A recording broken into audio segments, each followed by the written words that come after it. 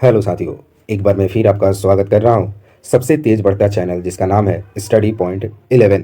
इस पर आप लोग को मालूम होगा कि रेलवे एनटीपीसी की 133 शिफ्टों का सीरीज चल रहा है। और आज की क्लास में हम लोग 28 जनवरी 2021 में जो रेलवे का पेपर हुआ था एनटीपीसी का, उसके सेकेंड शिफ्ट को कवर करेंगे। तो जितने भी नए लोग हैं चैनल को सब्सक्राइब करेंगे, वीडियो को लाइक करेंगे और शेयर करेंगे। तो चलिए आज की क्लास हम लोग शुरू करते हैं। आज की क्लास का पहला प्रश्न है, भारतीय शास्त्रीय नृत्य शैली कुचिपुड़ी की उत्पत्ति किस राज्य में हुई। तो ये जो शैली कुचिपुड़ी जो है, ये नृत्य की शैली है, ये आंध्र प्रदेश से इसकी उत्पत्ति हुई थी। तो बार बार पूछा जाता है कि कुचिपुड़ी नृत्य कहाँ का नृत्य है, तो इसका आंध्र प्रदेश हो जाएगा।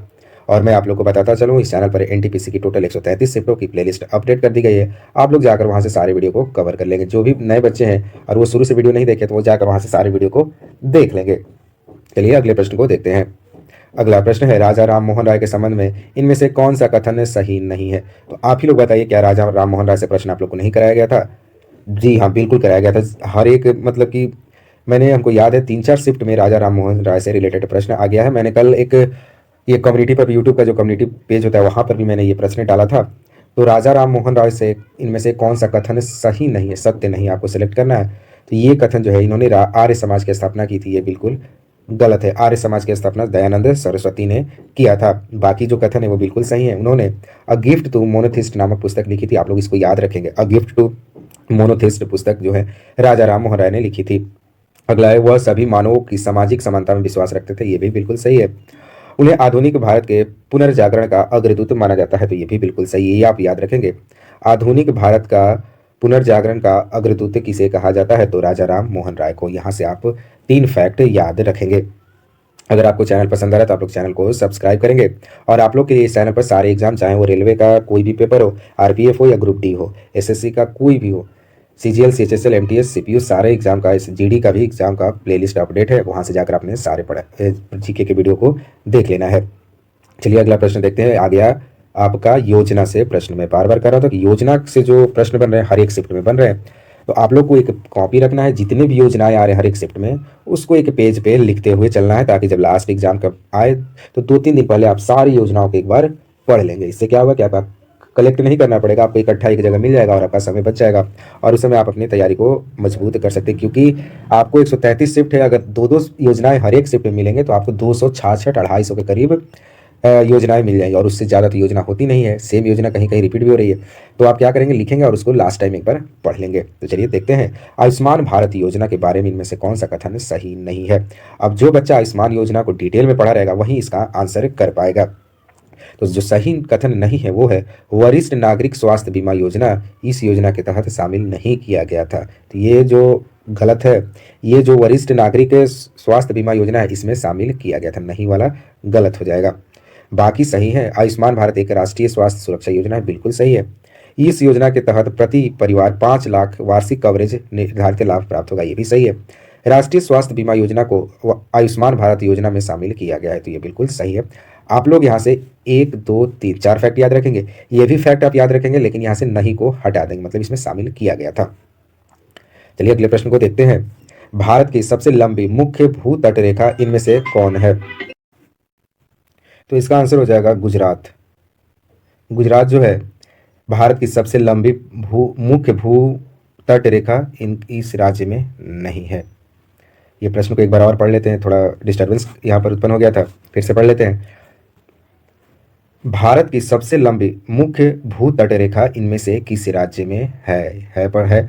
तो गुजरात में भारत की सबसे लंबी मुख्य भू तट रेखा स्थित है। अगला प्रश्न है, मिथाइल आइसोसाइनाइड के दुर्घटनावश रिसाव के कारण 1984 में घटित भोपाल गैस त्रासदी के लिए उत्तरदायी कंपनी का नाम क्या था। तो ये जो था यूनियन कार्बाइड कंपनी का नाम था, जहां से मिथाइल आइसोसाइनाइड, ये देखेंगे एग्जाम में पूछा जाता है कि 1984 में जो भोपाल गैस त्रासदी हुआ था वहां से कौन सा केमिकल का रिसाव हुआ था, तो वो था मिथाइल आइसोसाइनाइड। तो उस कंपनी का नाम था यूनियन कार्बाइड। आप एक वेब सीरीज आया था द रेलवे मैन में दिखाया गया है काफ़ी डिटेल में कि कैसे ये त्रासदी हुआ था। उसमें काफ़ी खतरनाक रूप से दिखाया गया और उसमें बताया गया कि रेलवे मैन जो थे वहाँ के भोपाल स्टेशन पे, उन्होंने कितना सहयोग किया था लोगों को जान बचाने में। तो अगर आपके पास समय है तो सीरीज जरूर देखिएगा, एक वेब सीरीज है जिसका नाम है रेलवे मैन।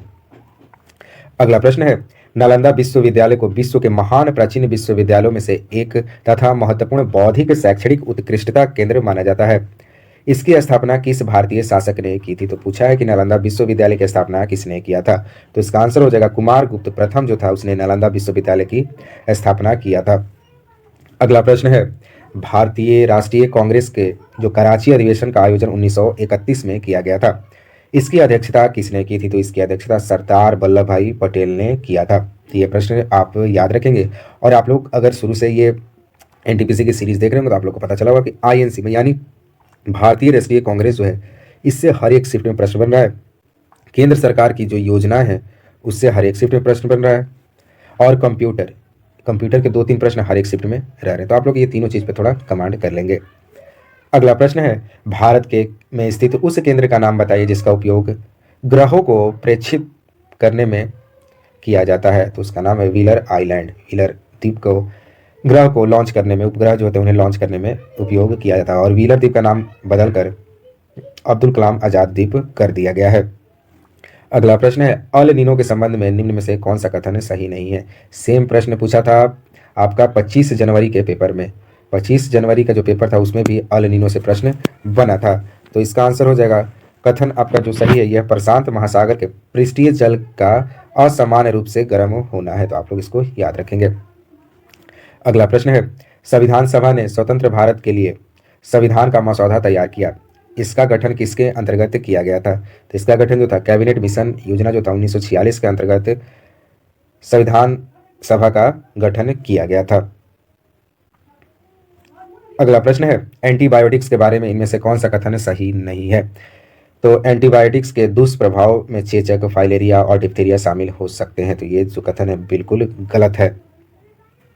ये सही कथन, ये 3 कथन आपके सही हैं जो कि एंटीबायोटिक्स जुकाम और फ्लू में प्रभावी नहीं होते हैं।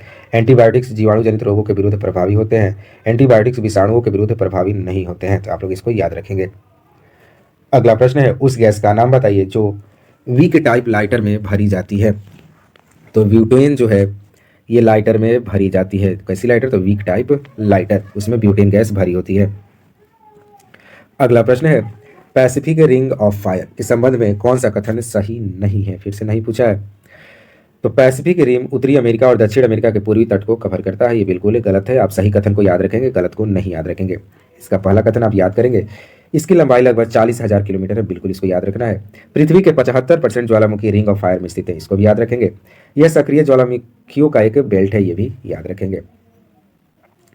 एक प्रश्न बनता है कि जो रिंग ऑफ फायर है किस महासागर में उत्पन्न होता है? तो आप लोग कहेंगे प्रशांत महासागर में। अगला प्रश्न है, भारतीय संविधान के किस अनुच्छेद के अनुसार प्राकृतिक पर्यावरण की सुरक्षा प्रत्येक नागरिक का मौलिक कर्तव्य है? अनुच्छेद 51 का ए जो है ये कहता है कि प्राकृतिक पर्यावरण की सुरक्षा प्रत्येक नागरिक का एक मौलिक कर्तव्य है। अगर आपको ये वीडियो पसंद आ रहा है तो आप लोग चैनल को जरूर से जरूर सब्सक्राइब करेंगे और लाइक भी करेंगे।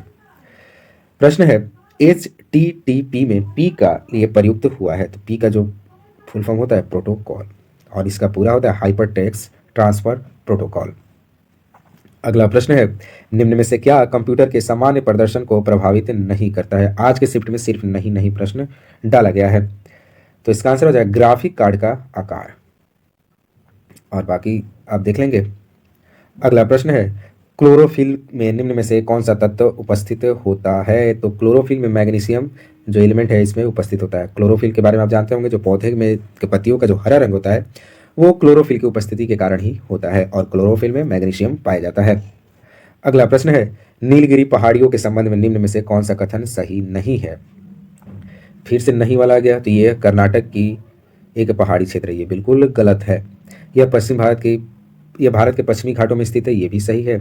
इन पहाड़ियों पर बड़े पैमाने पर चाय और कॉफी उगाई जाती है। बिल्कुल सही है। डोडा बेटा इन पहाड़ियों की सबसे ऊंची चोटी है। ये भी सही है। आप नीलगिरी पहाड़ी के बारे में ये 3 फैक्ट याद रखेंगे। और नीलगिरी की पहाड़ी जो है तमिलनाडु में पाई जाती है, ना कि कर्नाटक में। अगला प्रश्न है, निम्नलिखित में से कौन सा कथन मैंग्रोव वन के बारे में सही नहीं है? फिर से नहीं। ये पेपर को तो टफ बनाया गया है बस नहीं को जोड़ जोड़ के।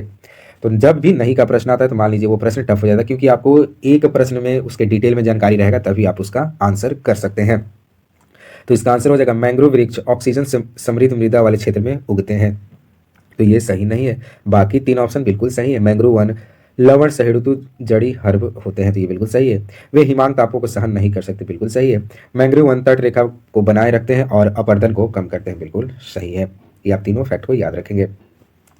अगला प्रश्न है, निम्नलिखित में से कौन सा सर्वर आईपी एड्रेस को डोमेन नाम में परिवर्तित करता है? तो ये डीएनएस जो है ये क्या करता है, आईपी एड्रेस को डोमेन नाम में परिवर्तित करता है।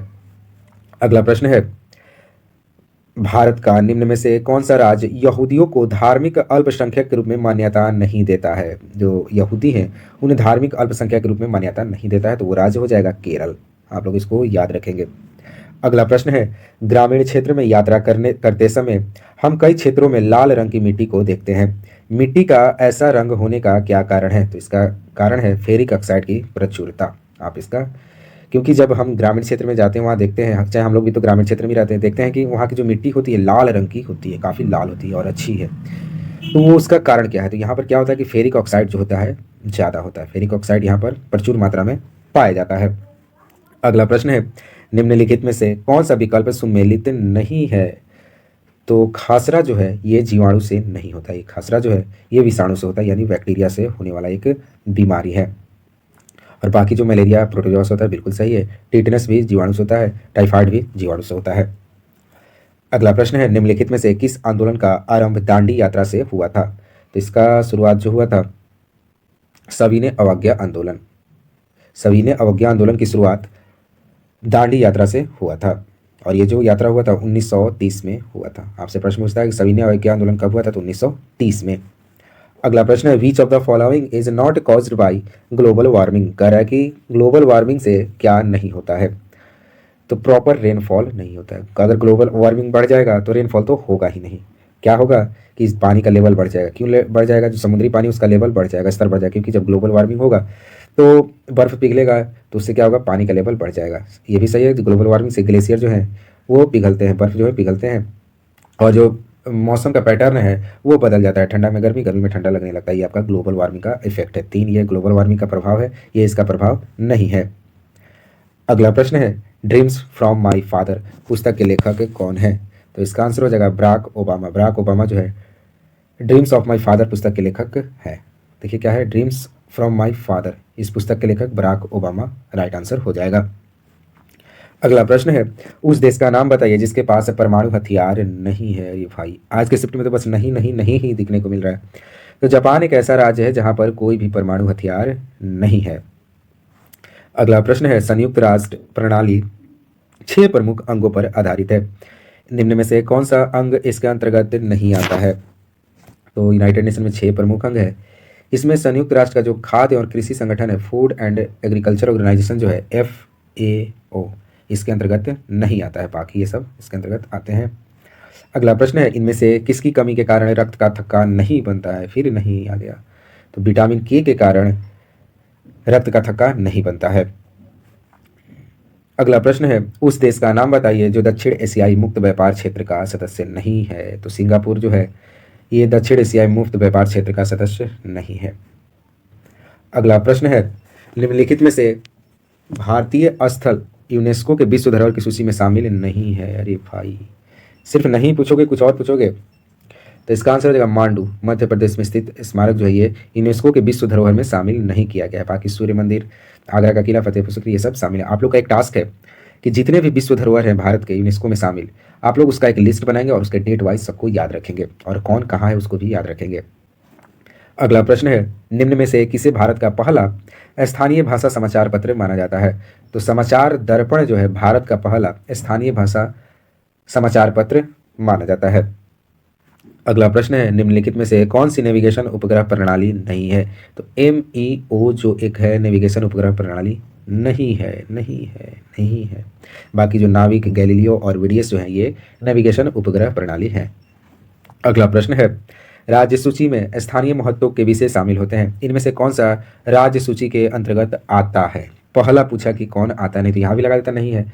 तो जो सार्वजनिक स्वास्थ्य और स्वच्छता जो है यह राज्य सूची के अंतर्गत आता है।